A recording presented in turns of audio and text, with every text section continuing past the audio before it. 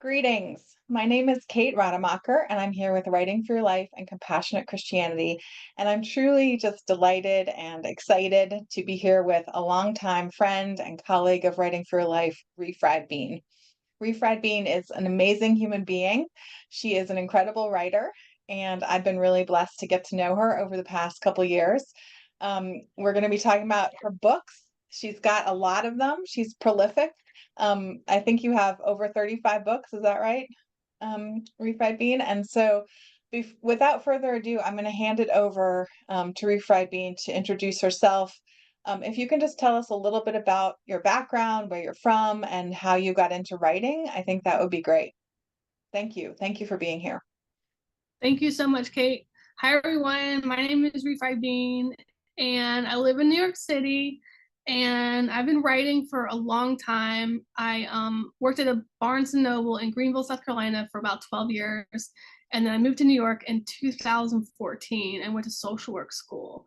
And I've been writing poetry and stories, and I have a series of imaginary mice novels, and I have a thin book series that is I'm hoping to donate to mental health centers and that sound like I said mental health centers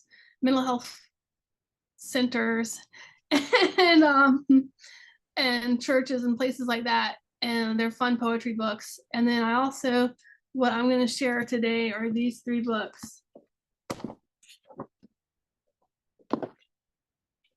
Read us the Which is titles.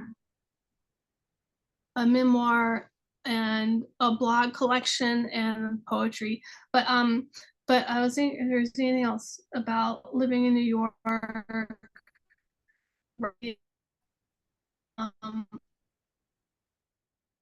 I can't think of anything else, Kate. So tell us, how did you get into writing originally? I know you said you worked in a bookstore. Okay, so I knew I liked to write very early on. In seventh grade, I started writing poetry at church camp, and I wrote some poems about God. And it did cross my mind to later someday try to write more poems about God, and I'm happy because it happened. I feel like God helped me. But I also had thought that I needed to do something practical. So I went to college and majored in advertising, and I really had my heart set on being a copywriter. And it was like so obvious, like what I should do. And then something happened. I had a nervous breakdown, had manic episodes, and came down with manic depression, schizoaffective disorder, and started working in a bookstore and got on medicine after college and stayed at the bookstore for a long time and never worked in an ad agency. But I started feeling like at first it was like some bad suffering, and then I got used to it, and I felt like I was supposed to stay there. And being around all those books made me want to kind of write a book. And I started a novel when I was 25 and finished it when I was 35. But it was short writing sessions. I wrote it in a couple weeks, half of it in the next half in a couple weeks. And it's called Sparkety Bonkins. And it's about an advertising copywriter. So I still use that material in my life. And I joined a Christian writing group at a book that met at a bookstore. And I started bringing in poems, and they were little rhymes. And I'd write little ideas for rhymes on pieces of paper at the bookstore. And then I'd create a rhyme out of it and read it at writers group. And then eventually I went to creative writing school and got my MFA in writing from Vermont College of Fine Arts. And that's where it was life changing, and I felt loved and happy. And my parents paid for it, which is a blessing from them that I just felt was also kind of, I don't know, a good opportunity for everyone in my life to experience. And it went really well. And then I moved to New York and thought that I was going to publish in 2012, and it didn't happen. And it's kind of been like upsetting in certain ways to have to wait, but I'm happy with what I've done. I've self-published, and I do have a lot of books. So I started listing them, and I didn't list everything, but I have some memes now. I created a Facebook page a few years ago and finally started reaching audiences. And it's memes and jokes. Well, thank you for that. And I really love your writing, partly because there is so much humor in your books, and you also are incredibly versatile.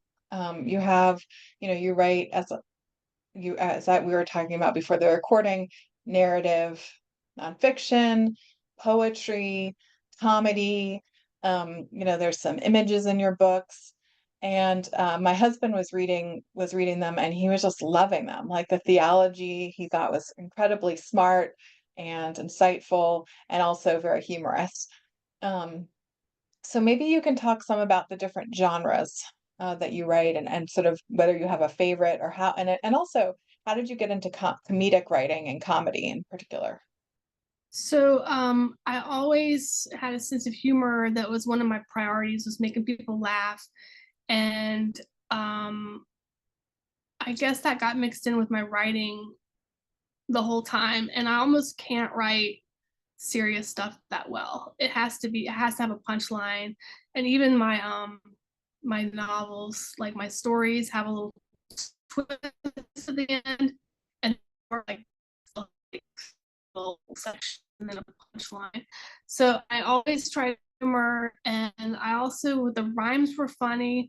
But when I went to creative writing school, I started writing free verse, and it was like one-liners turned into poems. And that's where I started kind of reaching into my true sense of humor, what actually makes me laugh and chuckle. And I also think there were some evangelical motivations mixed in. And I was working in Barnes and Noble, which was a very secular environment. And I think that's how some of the material turned out the way it did, where it's kind of winsome and mostly faithful, but kind of punchy too. Like I'm really going for it with any audience, anyone at any point in their life, to be able to be kind of reached by a funny joke and convinced that God might have something for them and Christianity is true. So I, again, real quick, say also, I have that evangelical motivation, but not an evangelical gift. So any kind of like conversation I ever have where I try to share my faith turns out to be really awkward and a failure. So I learned to kind of keep my mouth shut in real life, and then on paper, just go for it. And so that's this is the results, is these books. And do you have a favorite genre? Would you say that you have like a particular favorite kind of writing that you do? Because again, you're very versatile. Or do you like all of it? I was just noticing one of my favorite poems that I think is kind of funny to share what I actually think is funny. Okay, I think you might find this funny too, that I would like this, but this is one of my favorite poems out of like how many poems? Hundreds, like 1,000. This is one of my favorites. Can you tell us And the it's title of the book it's in? oh yes, this is in Sampler Platter. This is a Okay. combination of three best of collections. So like Okay. took the best poems from some books, then the next best poems, and then the next, and they're in one book. And this poem is called When It's a Potato's Birthday. When it's a potato's birthday, do you put a candle in the potato, or do you put a candle in the cake that you made for the potato? That's it. So there's a lot of jokes. Some of them are stupid. Some of them aren't religious. They're just like poems. And I think this is, most of these books you can just hand to anyone, and that's what I was going for. And it's like I had that evangelical motivation, but I also sincerely felt like including people and not offending them. And I kind of learned to care and not offend, and that's how some of this work emerged. And I don't know, there's another factor other than just sharing my faith, but there's something else that I was working out. There's these things that took years for me to work out. And that was the kind of the ethical dilemma component of working in a bookstore where we had to sell all this stuff that I felt bad about. And I felt bad about myself. And I had mental illness, so I had depression, and I have OCD, so I had all these like problem thinking that I had to manage and all this stuff. So I felt like a bad person. And I came to realize over time, some of that wasn't my fault. It was like a shaming culture that like kind of excluded me, and figured out before I did that I had a gender thing, and just like some mistreatment mixed in. And that's this book of blog posts is kind of like innocent reflections, but if you read it all, you can kind of see a pattern of suffering and a pattern of mistreatment that's just mild. I'm not tattling on anyone, but it's just kind of interesting. And you can tell that I felt like a bad person and had to work it out. And it kind of, I think, is a good thing, because it helped me figure out help me understand a core thing about Christianity and Jesus providing the righteousness, which is what I had been told, but I didn't understand it. And then I kind of had to believe it. But can I read one more poem that has to do with that? Yeah, see, I was hoping you would. Please go for it. Oh, okay. Okay, so I thought this poem is kind of relevant to that struggle. It's called The Tuition of Discipleship. Sometimes when you're working on an important Christian project like staying alive, something's got to give. You just can't do everything. And for me, the first thing to go will have to be my righteousness, and then my character and good deeds, and all my faith and values. And then what will be left but my bloody heart on a stick on sale at Bilo in the candy apple section. So that is a poem I wrote that is from the years of kind of just wondering where the hope is for someone like me. Can I read one more that's similar? Yeah, that one Okay. was so powerful. I mean, but also, and kind of that really powerful and really poignant, and then that touch of humor. I love that. I just love that about your writing. Go ahead, please read another one. Thanks. Okay, so I worried about Judgment Day a lot, and I think that is where some of my mental illness comes in, because I thought of it like I'd have any little like action or conversation, I'd think I'm going to get in trouble for this on Judgment Day. There's going to be a video of this, and I'm going to have to answer for this. Like every single thing in my life, I thought about it all day, every day, Judgment Day for years. I kind of still do, but so I'd have to work that out and have peace somehow. And this is what I said. On Judgment Day, in front of everyone, I'm going to tell Jesus Christ that I'm the person who invented trains. People will be looking on and they will be like, wow. And Jesus will probably say, well done. But most everyone won't realize that, of course, I didn't invent trains. And he is just saying my joke was well done. So I just work it out. And every time I figured out something in my mind, I'd write down a little poem. And it's weird because I had some peacefulness in my mind as I wrote poems, and peace with other people. Like I'd go to these poetry readings, these open mics, poetry slams, and I'd say these Christian poems that I knew weren't offensive. They were funny. And other people also knew that, and they loved it. They liked it. They like believed me and accepted my ideas. And so it was a different experience than just like the torment that it was like always in my mind, in my life. And socializing, people forgave me and they accepted me too. I had really good friends, especially at the bookstore. And it was kind of neat because such a mix of experiences. I guess that's normal life, strengths and weaknesses, but just played out weird. And I knew I played to my strengths and became a writer. So It's really powerful. And again, I don't think many people can combine deep faith reflections with humor, and you're one of the few people I know who can. So thank you for that. thanks. Do you want to tell us more about, how your faith comes through in your writing? Yes, I think I will. I'll say a few words about that and just mention maybe this book as part of that, which is this has the memoir. This is half memoir and half a book on prayer, and a lot of it kind of is a reflection of those years, those bookstore years, where I learned to pray for people and I felt my life was being wasted. And some of that I felt like it was my fault. And some of it I felt like it was a rejection of my gifts from other people.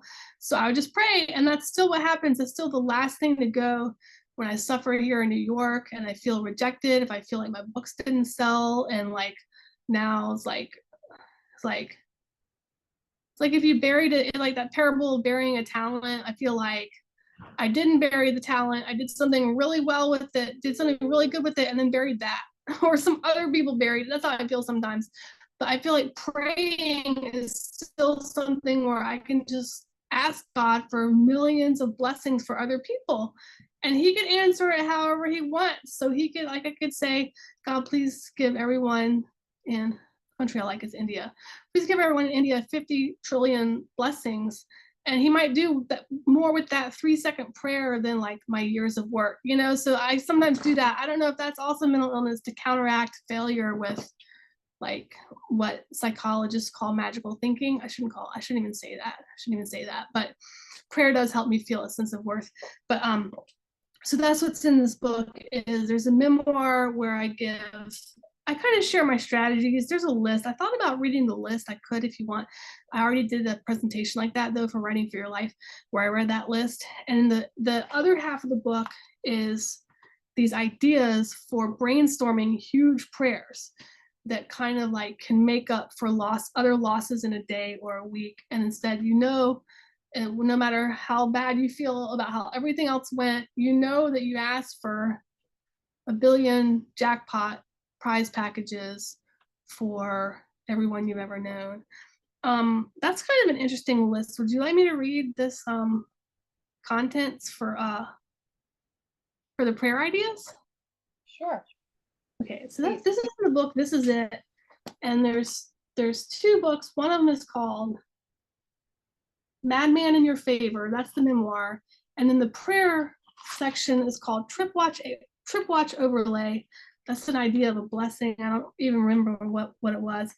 But there's this list of concepts, and all these concepts can be kind of mastered and mixed together to create a prayer habit that can generate a lot of requests. And that's all it is petition.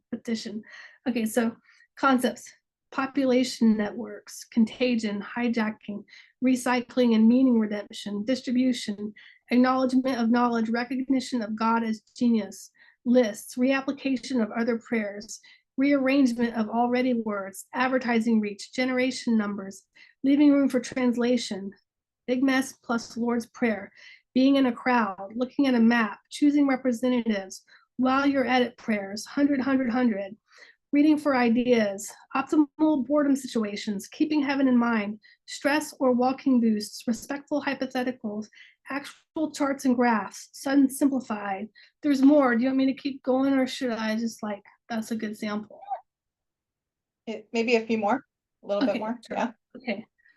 Supersizing other people's prayers, adopting cities or other populations, teams and stadiums, expanding the inclusion, loose association, jackpots, a-thons, praying against evil. And then the prize package concept, which I guess I'll describe real quick, is you just keep a running list of blessings and you just add to the list. You can write it down or keep it in your head, and you just add anything you can think of: peace, love, joy, candy, food, trips, tickets, anything, like cars. It's like random things that people want, cash. So you keep just running a list, and then you name the list or give it a number. And then when you only have these brief encounters with people, you're not going to sit and hold their hand and pray the Lord's Prayer, but you can in your mind go prize package 63, prize package 89, 41, 55. You can do the numbers and just order these blessings like you're a worker. And that's kind of another interesting thing to say, is that my relationship with God is not emotionally close in some ways, that I feel like a worker, and I feel really thankful that I have a role in life and a job to do, and it's meaningful to me, and I still am thankful. I feel kind of close to Jesus because I imagine him a lot, because I was trying to figure out if it's true. So I kept just imagining the best person I could think of, that's all I knew. I mean, I knew the Bible, but I didn't feel close to him. So I think of just ways he could be good. And that made me close to him a little bit. I think I stopped being as close to God the Father. I don't know if I should say that either. But a seminary helped me. A Princeton seminary helped me. I did a certificate program, and I saw that it was true, that Christianity was true, and they helped me with some of my problems, which were rather severe. Anyway, so yeah. Thank you for that.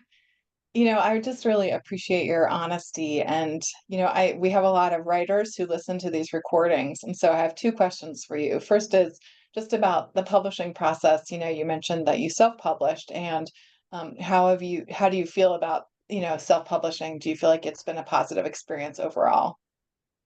I mostly really like it. I like having total creative control over my work and not having to compromise and take stuff out and have stuff edited and wait on deadlines. It's just I upload it and print it and order it, and in a few days I have a book. And I've gotten kind of carried away on Amazon. I have a lot now. I actually have there's 80 titles on my page.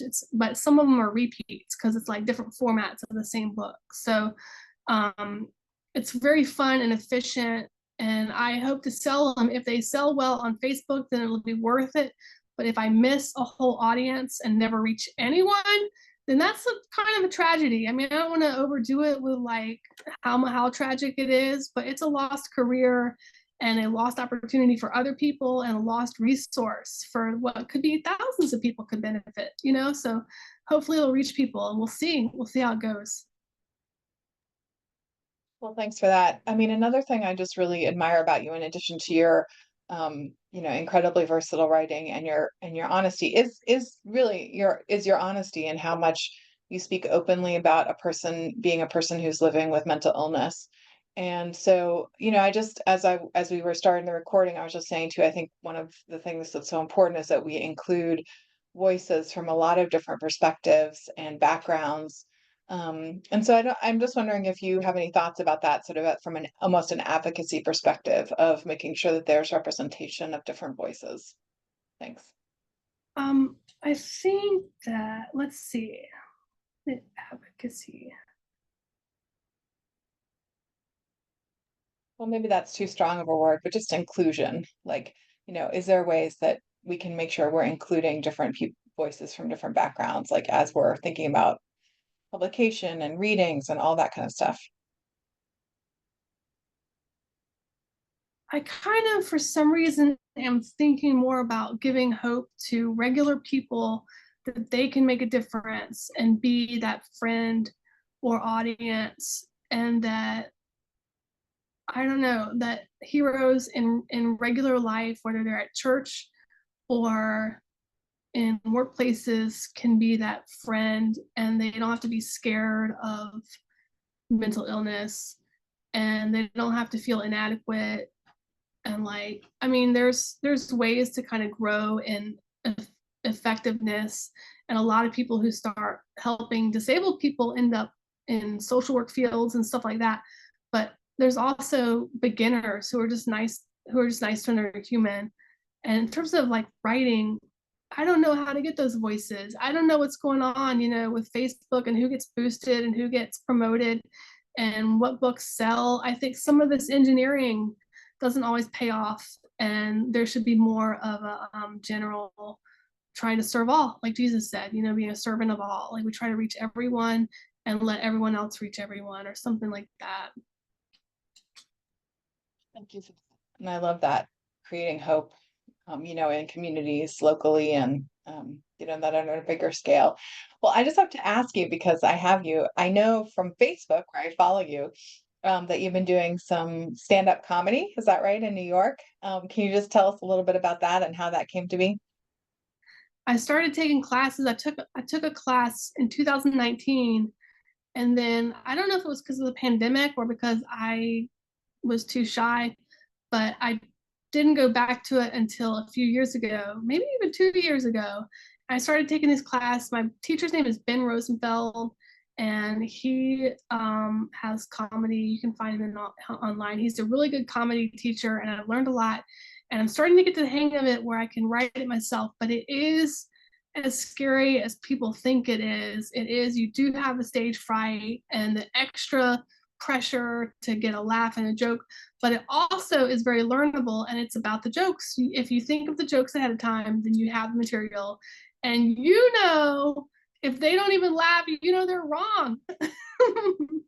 So it's kind of funny. And I've stopped writing a little bit. I'm not writing as much. I'm doing the comedy instead of the writing, and I don't know what's going to happen. I feel like I'm finishing up, so I'm just like, don't know what's next.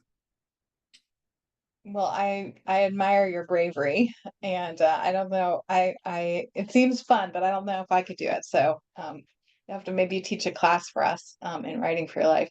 Well, tell us, sort of as we wrap up in a few minutes, tell us where people can learn more about you and your work. I know you have a website and a Facebook page, so can you just tell us a little bit more about where to find you online? Yes, I have a website, refriedbean.com, and on that website are some links. And the main link is the link to Amazon. So my Amazon page has all the books. And I'm just hoping, I kind of have hoped that people would find that page and just try out some books, just add to cart, and some of them are really cheap. There's books for $5, $8. Now there's some with color printing that are more expensive. I'm just going to show two more books. I'm not going to show these, but they have color printing on Amazon. It's kind of cheap. This isn't a bad deal. This book is about $20 and it's the memes from Facebook. So it's still more expensive than the other ones, but those are the main sites. I'm on Facebook under Refried Bean, and I have a jokes page, Poems and Jokes by Refried Bean. And I'm just kind of boosting the same posts now. I have more posts I can post, but I'm just like, I still have so much material that hasn't reached people. So see how it goes. Did you say your website? I'm sorry if I missed it. Your website is refriedbean.com. Is that right? Oh, yes. Website refriedbean.com, and there's Facebook pages is for Refried Bean, and there's a Facebook page, Poems and Jokes by Refried Bean. And that's where I sent a lot of jokes to other countries. And people were nice to me from other countries. There weren't as many trolls from Africa, from India, Pakistan. They were nice to me too. So I sent a lot of my jokes there. You can choose where you target your audience, and Facebook was nice to me also on that. So Well, thank you for that. And I really encourage people to check out Refried Bean. She's got just an incredible range, and her voice is really intriguing and fun and funny, as we've been talking about, and smart. So I really admire your writing, Refried Bean, and appreciate your just sharing your words with the world.